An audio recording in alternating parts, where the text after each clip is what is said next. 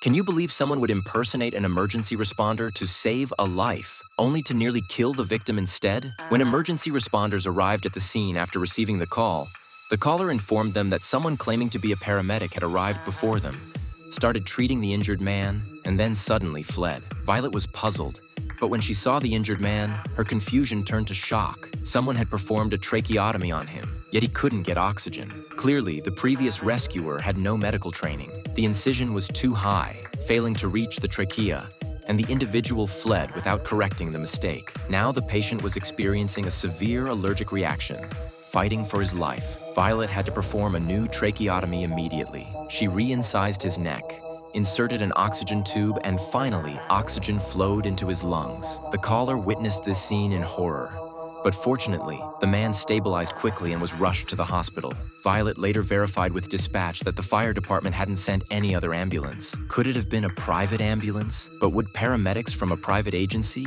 people who couldn't even perform a tracheotomy properly, act alone? Something didn't feel right. Trouble soon found Violet. Her decision to perform a tracheotomy on a patient during the emergency response was called into question, even though she'd done it purely because that incompetent fake paramedic had botched everything. Violet was furious and had to find evidence to defend herself. She tracked down Kara, who had called 911 that day. You only called 911 after the other medic left, correct? Kara only revealed seeing a panicked paramedic flee the scene, then discovering an object lodged in Peter's throat during her examination. She refused to disclose any details about the fake paramedic, insisting she knew nothing more. Just as Violet prepared to leave empty-handed, she noticed Carla's injured hand. She pointed out signs of infection developing, warning that untreated wounds could lead to sepsis or even death. Carla dismissed the minor cut, but Violet still offered help, telling her to come to Firehouse 51 if needed. To Violet's surprise, Carla showed up at the firehouse the next day, expressing deep gratitude for her advice. She then handed Violet a business card for Danny, the very same fake paramedic. Did you try calling? Went straight to voicemail with an automated message. They say it gets right back to you, though.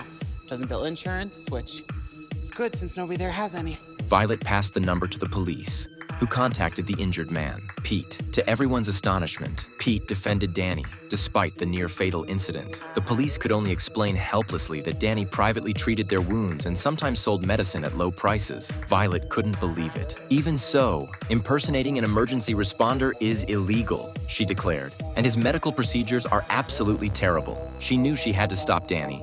Sooner or later, someone would die because of him. Using clues provided by the police, Danny? Violet tracked Danny down. As real first responders. I care about these people. I'm helping them. How much does one ride in your ambulance cost? Violet countered, "You're only helping yourself. When things go wrong, you run off and leave people to fend for themselves. Real paramedics don't act like that." Stop pretending to be a paramedic, Danny, or you will screw up and kill someone.